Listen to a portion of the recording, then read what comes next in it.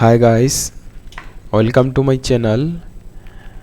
Guys, তোমাদের এখন আমি বায়োটেকনোলজি ক্লাস 12-এর ছোট্ট একটা topic gene therapy, biotechnology application যে চ্যাপ্টারটা আছে, হ্যাঁ, সেই চ্যাপ্টারের জিন থেরাপি টপিকটা আমি তোমাদের খুব ভালোভাবে বোঝানোর চেষ্টা করব। এখান থেকে প্রতি বছর নিটে এখন কোশ্চিন আসছে। 2021 সালে এখান থেকে একটা কোশ্চিন ছিল, এবং বিগত বছরে যেসব কোশ্চিনগুলো এখান থেকে এসেছে আমি সেই কোশ্চিনগুলো নিয়েছি। তোমাদের আমি সেই এখানে 3টা কোশ্চিন আমি তোমাদের করাবো। অর্থাৎ 2021 সালে একটা কোশ্চিন এসেছিল, এই কোশ্চিনটা দেখো, এই যে 2021 সালের এই কোশ্চিনটা, আর এটা 2016 সালে আবার আসছে একটা 2012 সালে কোশ্চিন। তো ছোট্ট টপিক, কিন্তু ভেরি ভেরি ইম্পর্টেন্ট। গাইস, এই ভিডিওটা তোমরা ভালোভাবে দেখো। আই থিঙ্ক বেশিক্ষণের ভিডিও হবে না এটা, তাহলে তোমরা এখান থেকে শিওর 4 নাম্বার তোমরা নিটে পেয়ে যাবে। ওকে গাইস, তাহলে চলো শুরু করি। এখানে কনসেপ্টটা খুব ভালোভাবে বোঝার চেষ্টা করব, তাহলেই কোশ্চিন খুব সহজে পারবো। Just minute. আচ্ছা, জিন থেরাপি। ওকে, তাহলে কি বলেছে? If a person in born with a hereditary disease, can a corrective therapy be taken for a such disease? তাহলে অর্থাৎ জিন থেরাপি কাদের ক্ষেত্রে করা হয়? যাদের হলো জন্মগত বংশগত রোগ নিয়ে যেসব বাচ্চা জন্মগ্রহণ করে, তাদের ক্ষেত্রে জিন থেরাপি করা হয়। ওকে, কারেক্টিভ। অ্যাকচুয়ালি জিনের যদি কোনো ডিফেক্ট থাকে, প্রবলেম থাকে, সেখানেও জিনকে কি করা হয়? কারেক্ট করা হয়। ওকে, এই জিন থেরাপির মাধ্যমে। Gene therapy is an attempt to do this. তার ক্ষেত্রে করা যায়। Gene therapy is a collection of method that allows correction of a gene defect that has been diagnosed in a child or embryo। তাহলে এই যে gene therapy করা হয়, এটা বলছে যে কিছু মানে অনেক পদ্ধতির এটা কালেকশন, মানে এখানে জিন থেরাপির মধ্যে অনেক কিছুই মেথড আছে যেগুলোকে সম্পাদন করা হয় একসঙ্গে। অ্যান্ড ডিফেক্ট জিনকে কী করা হচ্ছে? ডায়াগনোস করা হয় প্রথমে। কখন করা হয়? এই ডায়াগনোস করা হয় মানে চিহ্নিত করা হয় যে জিনের যে প্রবলেম, সেটা কখন করা হচ্ছে? চাইল্ড অবস্থায় অথবা ইমব্রিও অবস্থায়। ওকে, চাইল্ড মানে ছোট্ট শিশুকে বলা হয়, আর ইমব্রিও মানে যখন ভ্রূণ, যেটা মায়ের পেটে, হ্যাঁ, মানে গর্ভাশয়ে যখন ভ্রূণ থাকে বাচ্চাটা, ওকে, সেটাকে আমরা ইমব্রিও বলবো। Here genes are inserted into a person cells and tissues to treat a disease. বলছে যে এখানে জিনকে কি করা হয়? ইনসার্ট করা হয় ওই সেলের মাধ্যমে, মানে যে হচ্ছে ইনফেক্টেড আছে, যার জিন ঠিক করা হবে, তার সেলের মধ্যে জিন ইনসার্টেড করা হয়, অ্যান্ড এইভাবে, অথবা টিস্যুর কথা বলেছে, এবং ট্রিটমেন্ট করা হয়। Correction of genetic defect involves delivery of a normal gene into the individual or embryo to take over the function of and compensate for the non-functional gene। তারপর বলছে কারেকশন করা হচ্ছে of a genetic defect involves delivery A normal. আচ্ছা, এখানে correction কিভাবে করা হচ্ছে? দেখো, এখানে যে জিনিসটা বলেছে যে কারেকশন করা হচ্ছে নর্মাল জিনের মাধ্যমে। যেই জায়গায় খারাপ জিন আছে সেখানে কি করা হচ্ছে? নর্মাল জিন ট্রান্সফার করা হচ্ছে, অ্যান্ড কার মধ্যে? ওই ইমব্রিওর মাধ্যমে, অথবা যে সংক্রমিত, to take over the function, এবং সেই জায়গার মানে ওই ডিফেক্টিভ জিনের ফাংশনটা হচ্ছে নর্মাল জিনটা করছে, and compensate for non functional জিন। এই নন ফাংশনাল যে জিনটা, তার ক্ষতিপূরণটা হচ্ছে যেটা হচ্ছে নন ফাংশনাল, মানে যেটা খারাপ, যেটা কাজ করতে পারছে না, তার কাজটা তখন এই ভালো জিনটা, যাকে মানে পাঠানো হচ্ছে যে জিনটাকে, সে করছে। বুঝতে পেরেছো? এখানে তারপর বলেছে the first clinical gene therapy was given in 1990 to a 4-year-old girl with adenosine deaminase deficiency. তো এই জিন থেরাপি যে প্রথম করা হয় ফার্স্ট 1990 সালে, 4 বছরের একটা ছোট্ট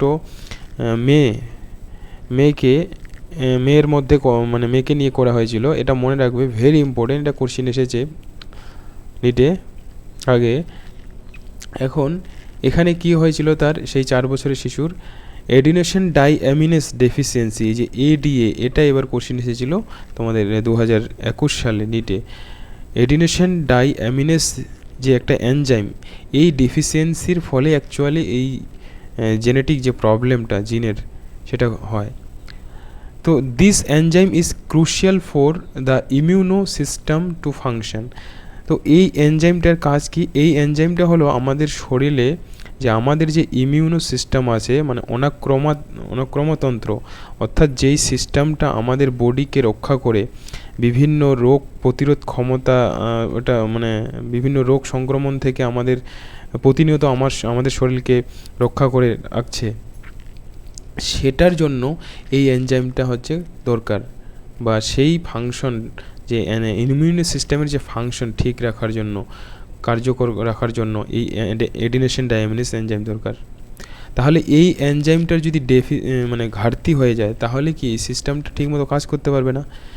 ওকে, this disorder is caused due to the deletion of the gene for adenosine deaminase. তাহলে তারপর এখানে বলেছে যে এই যে ডিসঅর্ডারটা, এটা বলছে cause due to deletion of the gene for adenosine deaminase. এখন এই যে এখন এনজাইম কীভাবে তৈরি হয়? তোমরা জানো এনজাইম তৈরি হয় হলো কোনো একটা নির্দিষ্ট জিন থেকে, মানে কোনো একটা নির্দিষ্ট জিন কি করে এনজাইম তৈরি করে। আর এনজাইম যখনই তৈরি হয়ে যাবে, তো এনজাইম তখন তার যে ফাংশন করবে, এবং ফাংশন করলে আমাদের শরীরে কি বৈশিষ্ট্য প্রকাশ পাবে কোনো একটা নির্দিষ্ট। অর্থাৎ আমাদের যে প্রসেসটা আছে, মানে ডিএনএ তৈরি হয়, যে ডিএনএ থেকে আরএনএ তৈরি হবে। আরএনএ মানে সিম্পলি আমি যদি একটু বোঝানোর চেষ্টা করি তোমাদের জিনিসটা, এখানে লক্ষ্য করো যে আমাদের বডিতে কি হয়। আমাদের বডিতে প্রথম যে প্রসেস ডিএনএ থেকে ডিএনএ তৈরি হয়, এটাকে আমরা বলি হলো রেপ্লিকেশন, প্রতিলিপিকরণ। রেপ্লিকেশন, ডিএনএ থেকে ডিএনএ তৈরির প্রক্রিয়াকে বলি রেপ্লিকেশন। তো রেপ্লিকেশন আবার ডিএনএ থেকে কি তৈরি হয় আমাদের বডিতে, উন্নত প্রাণীদের বডিতে এমআরএনএ তৈরি হয়। এই পদ্ধতিটাকে বলি আমরা ট্রান্সক্রিপশন। এই এমআরএনএ থেকে আমাদের তৈরি হয় হলো প্রোটিন। ওকে গাইস, এই প্রোটিন এই যে প্রোটিন বা এটা যে মানে যে এনজাইম যদি বলি, এখানে যে জিনগুলো আছে, বুঝতে পারছো, এরাই কি করে একটা এনজাইম তৈরি করে। এই এনজাইমগুলো আমাদের বডিতে কি নির্দিষ্ট তাদের ফাংশন করে, বুঝতে পেরেছো। সো এই যে এডিনেশন ডাইঅ্যামিনেস যে এনজাইমটা যেই জিনের জন্য তৈরি হয়, এই রোগের ক্ষেত্রে কি হয়, সেই এনজাইমটা বলছে কি হয়, ডিলিট হয়ে যায়, ডিলিশন মানে ডিলিট হয়ে যায়, হারিয়ে যায় ধরো। তাহলে কি হয়, এই এডিনেশন ডাইঅ্যামিনেস এনজাইমটা কি তৈরি হতে পারে না। এই যে এডিনেশন ডাইঅ্যামিনেস এনজাইমটা তৈরি হতে পারবে না, তার যদি জিন যে তৈরি করছে সেই যদি না থাকে, তাহলে কীভাবে তৈরি হবে। In some children ADA, adenosine deaminase enzyme ADA can be cured by bone marrow transplantation. মানে এটা কিওর করা যায় কিভাবে, বোন ম্যারো ট্রান্সপ্লান্টেশন, মানে অস্থি মজ্জাকে ট্রান্সপ্লান্ট করতে হবে, যেটা ভেরি ডিফিকাল্ট একটা process. And in others it can be treated by enzyme replacement therapy, অথবা এনজাইম রিপ্লেসমেন্ট থেরাপির সাহায্যে এটাকে ট্রিট করা হয়। তাহলে এখানে ফার্স্ট করা বলেছে বোন ম্যারো ট্রান্সপ্লান্টেশন, সেকেন্ড বলেছে এনজাইম রিপ্লেসমেন্ট থেরাপি। তোমরা মনে রাখবে দুটো প্রসেসের কথা বলছে। ইন হুইচ ফাংশনাল এডিএ, এখানে তারপর কি বলছে যে এখানে কী করা হয়, ফাংশনাল যে এডিএ যেটা হচ্ছে ভালো কাজ করতে পারে, adenosine deaminase enzyme is given to patient by injection. এই যে এনজাইম রিপ্লেসমেন্ট থেরাপিতে ভালো এডিএকে, এই এনজাইমটাকে কী করা হচ্ছে, ইঞ্জেকশনের মাধ্যমে ওই পেশেন্টের বডিতে প্রবেশ করানো হয়। But the problem with both of these approaches that they are not completely curative। তাহলে এখানে যে দুটো প্রসেসের কথা বলেছে, বোন ম্যারো ট্রান্সপ্লান্টেশন আর হলো এনজাইম রিপ্লেসমেন্ট থেরাপি, এখানে তো বাইরে থেকে ফাংশনাল কার্যকরী ভালো এনজাইম দেওয়া হচ্ছে, কিন্তু এই দুটো প্রসেসই বলছে যে মানে কমপ্লিটলি কিউরেটিভ নয়, মানে এই রোগটা কমপ্লিটলি সারবে না এই এই এই প্রসেস করেও। এর তারপর বলছি অ্যাজ ফার্স্ট স্টেপ, প্রথম স্টেপে কী করা যায় টুয়ার্ডস জিন থেরাপি। আচ্ছা, তারপর ফার্স্ট স্টেপে এখানে কি করা হচ্ছে তার কথা বলেছে। দেখো, লক্ষ্য করো ভালোভাবে, খুব মনোযোগ সহকারে দেখবে ভিডিওটা, তাহলে তোমাদের এখানকার কনসেপ্ট ক্লিয়ার হয়ে যাবে একবারে crystal clear. As a first step towards gene therapy, প্রথম স্টেপে কী করা হয় যে লিম্ফোসাইট। এখানে লিম্ফোসাইট কেন আসলো, কোথা থেকে? কারণ লিম্ফোসাইটটা কি? লিম্ফোসাইট হলো একটা ডাব্লিউবিসি, শ্বেত রক্তকণিকা। এই লিম্ফোসাইট কী করা হয় from blood of the patient are grown in culture outside. মানে পেশেন্টের বডি থেকে, যে এই পেশেন্টের বডি থেকে কী করা হচ্ছে লিম্ফোসাইট, ওকে, এই লিম্ফোসাইট নিয়ে সেই লিম্ফোসাইটকে বডির বাইরে কী করা হচ্ছে গ্রো করা হচ্ছে, কালচার করা হচ্ছে আউটসাইড দ্য বডি। বুঝতে পেরেছো? এটা বলেছে। আচ্ছা, আমি যদি বলি এখানে লিম্ফোসাইটকে কেন নেওয়া হলো, কারণ লিম্ফোসাইট গাইজ এখানে যেহেতু আমাদের প্রথমেই বলেছে কি এখানে ইমিউনো সিস্টেমের কথা বলেছে, তাহলে ইমিউনো যে আমাদের সিস্টেম, এই ইমিউনো সিস্টেম আমাদের বডিতে কি করে, আমাদের বডিতে রোগ প্রতিরোধ ক্ষমতা মানে সবসময় কি করেছে, ডিফেন্স, যে আমাদের বডির রক্ষাকারী, ওকে, বিভিন্ন বাইরের যে রোগ মানে ব্যাকটেরিয়া, যে কোনো প্যাথোজেন থেকে আমাদের বডিকে রক্ষা করে রেখেছে। তাহলে লিম্ফোসাইটেরও কাজ ওটাই, আমাদের যতগুলো শ্বেত রক্তকণিকা আছে তাদের কাজ কী করে বডিকে বিভিন্ন প্যাথোজেন থেকে রক্ষা করে। অ্যান্ড সেই জন্য এখানে লিম্ফোসাইটকে নেওয়া হচ্ছে ব্লাডে, মানে লিম্ফোসাইটকে ব্লাড থেকে নিয়ে সেটাকে বাইরে গ্রো করা হচ্ছে বডির বাইরে। এ ফাংশনাল এডিএ, তারপর কি করা হচ্ছে যে এ ফাংশনাল একটা ভালো এডিএ, মানে ওই এনজাইমটা এডিনেশন ডাইঅ্যামিনেস সিডিএনএ, তার সঙ্গে কি সিডিএনএ মধ্যে complementary DNA using a retroviral vector. আচ্ছা, যে কোনো এখানে বায়োটেকনোলজিতে আমরা পড়েছি বা জানি কোনো একটা জিন মানে ট্রান্সফার করার জন্য এখানে কি দরকার হয়, ভ্যাক্টর দরকার হয়। ভ্যাক্টর এখানে মানে প্রাণী দেহের ক্ষেত্রে কোনো কিছু ট্রান্সফার করার ক্ষেত্রে যে ভ্যাক্টর ব্যবহার করা হয় সেটাকে হলো রেট্রোভাইরাল ভ্যাক্টর, ভেরি ইম্পর্টেন্ট এটা। আর প্লান্টের ক্ষেত্রে যেটা হয় আর্গোব্যাকটেরিয়াম টুমিফিসিয়েন্স, তোমরা পড়লে মানে যদি পড়ে থাকো তাহলে জানবে, না হলে পরবর্তী যে ভিডিও আমি করব সেগুলোতে তোমরা জিনিসগুলো জানতে পারবে। রেট্রোভাইরাল ভ্যাক্টর, এখানে রেট্রোভাইরাল ভ্যাক্টরের সাহায্যে এই ফাংশনাল এডিএকে ওই লিম্ফোসাইট যেটা বডির বাইরে গ্রো করা হচ্ছে সেটার মধ্যে পাঠানো হবে।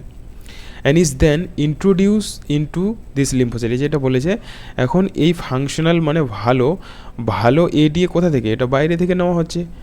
যেমন আমরা কোনো পেশেন্টের ব্লাড যদি লাগে, ব্লাড কোথা থেকে নেওয়া হয়, ব্লাড ব্যাঙ্ক থেকে নেওয়া হয়, বাইরে থেকে ম্যানেজ করা হয়, তাই কি না? সেই রকমই এখানে এডিএও ওই রকমই একটা পদার্থ যেটা বাইরে থেকে ম্যানেজ করে যে পেশেন্টের যে লিম্ফোসাইট বাইরে গ্রো করা হলো সেখানে কি করা হবে, ইন্ট্রোডিউস করা হবে, পাঠানো হবে, ওকে, পাঠানো হয়। হুইচ আর সাবসিকুয়েন্টলি রিটার্ন, তারপর কি করা হবে, ওটা আবার পেশেন্টের দেহে পুনরায় প্রবেশ করানো হবে। বুঝতে পেরেছো? And how ever this cells are not immortal, তাহলে এখানে একটা কি বলবো, খুব ভালো ভাষা বলেছে, এটা ঘুরিয়ে বলেছে। তো এটা আবার আমরা জানি যে আমাদের বডিতে প্রত্যেকটা সেলেরই কী হচ্ছে একটা নির্দিষ্ট লাইফ স্প্যান আছে, মানে টাইম আছে তারা কতদিন বেঁচে থাকে। যেমন আমরা জানি যে আরবিসি, তোমরা পড়েছো যে আরবিসি কতদিন বেঁচে থাকে, 120 দিন। তাহলে এইরকমই প্রত্যেকটা সেল আমাদের বডিতে কি থাকে, একটা নির্দিষ্ট সময় জীবিত থাকে, যেমন, তাই কি না? তাহলে সেই জন্য বলছে যে এখানে যে লিম্ফোসাইটে এই যে এডিএ গ্রো করে, মানে ভালো এডিএ ঢুকানো হলো লিম্ফোসাইটে, তো এটা বলছে যে এরা তো ইমমর্টাল নয়, নট ইমমর্টাল, মানে মৃত। বোঝাতে চাচ্ছে দিস পেশেন্ট রিকোয়ার্স পিরিয়ডিক, তাহলে কিছুদিন তো চলবে, তারপর তাদের যেটা লাইফ স্প্যান নির্দিষ্ট যতদিন তারা থাকার পরে কি হচ্ছে, নষ্ট হয়ে যাবে। এখন তাহলে পিরিয়ডিক্যালি কী করা হবে, ইনফিউশন করা হবে সাস জেনেটিক্যালি ইঞ্জিনিয়ার্ড লিম্ফোসাইট। যে এই যে জেনেটিক্যালি ইঞ্জিনিয়ার লিম্ফোসাইটটা যেটা করা হলো সেটা কী হচ্ছে, একটা পিরিয়ডিক টাইমে মানে নির্দিষ্ট সময় অন্তর অন্তর, যদি বলি যে 6 মাস অন্তর অন্তর, যে একটা 6 মাস চলবে আবার 6 মাস অন্তর আবার ওই পেশেন্টকে এই লিম্ফোসাইট দিতে হবে। তাহলে এই প্রসেসটা একটা কি জটিল হয়ে গেল এমনিতেই। তাহলে however if this if the gene isolated from marrow cells producing ADA is introduced into cells at early embryonic stage, it could be permanent cure. So এখানে বোঝাতে চাচ্ছে যে জেনেটিক ইঞ্জিনিয়ার্ড যে লিম্ফোসাইট, এই প্রসেসটা জটিল হচ্ছে কারণ পিরিয়ডিক্যালি ওইভাবে তো দেওয়া বেশি দিন সম্ভব নয় কারো পক্ষে। তো সেই জন্য বলেছে যে ইফ দিস জিন আইসোলেটেড, এখন বন মেরো যে সেল, যে অস্থি যে সেল, সেগুলো যদি প্রডিউস করা হয় এডি এর মধ্যে, হ্যাঁ, সেল প্রডিউসিং বন মেরো মানে মেরো সেল, যে অস্থি যে cell produce ADA introduce into cells, মানে আর্লি এমব্রায়োনিক স্টেজে, মানে যখন এমব্রায়োটা ভ্রূণটা মানে গর্ভের মধ্যে ভ্রূণটা যখন খুবই ছোট থাকে, মানে প্রাথমিক অবস্থায়, সেখানে যদি মেরো সেল প্রডিউস করা হয় যেগুলো এডিএ উৎপন্ন করে, সেগুলো যদি ওখানে করানো যায়, তৈরি করা যায়, তাহলে কিন্তু এটা রোগটা কী করে মানে পার্মানেন্টলি এটাকে সারানো সম্ভব। তাছাড়া এই রোগটাকে সারানো খুবই জটিল, এটাই বোঝাতে যাচ্ছে। তাহলে গাইস বুঝতে পারলে, আশা করছি তোমরা বুঝতে পারছো। তাহলে এখানে আমাদের দেখো কোশ্চিন কী কী আসবে, এই যে সালটা মনে রাখতে হবে, আর এই যে 4 বছরের যে মেয়েটার দেহে প্রথম করানো হয়েছিল, এখানে কার জন্য হচ্ছে, কোন এনজাইমের জন্য, এডিনোসিন ডাইঅ্যামিনেস, এডিনোসিন ডিঅ্যামিনেস, আমি কি ডাইঅ্যামিনেসিস এতক্ষণ ধরে যদি ডাইঅ্যামিনেস বলি তাহলে sorry guys, deaminase, okay, adenosine deaminase deficiency. And এখানে যে ফার্স্ট প্রসেস কী করা হয়, বোন ম্যারো ট্রান্সপ্ল্যান্টেশন, তারপর হলো এনজাইম রিপ্লেসমেন্ট থেরাপি, মনে রাখবে। আর কীভাবে প্রসেসটা করা হয় এটাও আসতে পারে। এখানে ভ্যাক্টর হিসাবে প্রাণীর ক্ষেত্রে যে কোনো ভ্যাক্টর রেট্রোভাইরাল ভ্যাক্টরই ব্যবহার করা হয়, ওকে। দেখো এখন যে প্রিভিয়াস ইয়ারে যে এবার 2021 সালে যে কোশ্চেনটা এসেছিলো কতটা সিম্পল ছিল, জাস্ট টপিকটা জানলেই উত্তরটা হয়ে যেত। এই যে 2021 সালে এটা নেটের কোশ্চেন, দ্য এডোনেশন ডাইঅ্যামিনেস বারবার ডাই বলছি, দ্য এডোনেশন ডিঅ্যামিনেস ডেফিসিয়েন্সি রেজাল্টস ইনটু, যে এডোনেশন ডিঅ্যামিনেস ডেফিসিয়েন্সির রেজাল্টের ফলে কী হয়, এই যে ডিসফাংশন অফ ইমিউনো সিস্টেম। দেখো এই যে ইমিউনো সিস্টেমের কথাটা এখানে মাথায় রাখতে হবে, কারণ এই এনজাইমটা কী করে ইমিউনো সিস্টেমটাকে সঠিকভাবে কাজ করার জন্য হেল্প করে, বুঝতে পারছো। তাহলে এই এনজাইম না থাকলে এই সিস্টেম আমাদের ভালোভাবে কাজ করতে পারবে না। আর ইমিউনো সিস্টেম যদি ভালোভাবে কাজ না করে, তাহলে বডিতে এমনিতেই বিভিন্ন ধরনের আমরা প্রবলেম, রোগ সৃষ্টি হয়ে যাবে, ওকে। প্যাথোজেন কী করবে, অ্যাটাক করবে সহজেই। অ্যান্ড এখানে সেকেন্ড কোশ্চিন এখানে লক্ষ্য করো, এটা হলো 2016 সালের কোশ্চিন। 2016 সালে কোশ্চিন এসেছিল যে which kind of therapy was given in 1990 to a 4-year-old girl with adenosine deaminase deficiency. So এই এডিনেশন ডিঅ্যামিনেস যে ডেফিসিয়েন্সি, যে 4 বছরের মেয়েদের, সেটাতে এখানে বলেছে কি থেরাপিটার নাম কি, এটাকে টপিকটা জাস্ট দিয়ে দিয়েছে জিন থেরাপি বলে এটাকে। কত ইজি কোশ্চিন কি না। তাহলে এরপরে এখান থেকে কোশ্চিন আসলে খুব সহজেই করতে পারবে। অ্যান্ড তারপরে কোশ্চিন যেটা 2012 সালে question, the first clinical gene therapy was given for treating first যে জিন থেরাপি ওকে ট্রিট করা হয়েছিল, যে ডায়াবেটিস মেলিটাস চিকেন, এখানে যে চিকেন কী বলবো, এটা বলছে চিকেন পক্স, তারপর রিউমাটয়েড আর্থ্রাইটিস, অ্যাডিনোসিন ডিঅ্যামিনেস ডেফিসিয়েন্সি।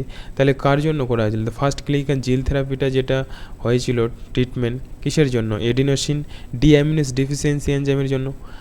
ওকে, তাহলে আশা করছি তোমরা বুঝতে পারলে।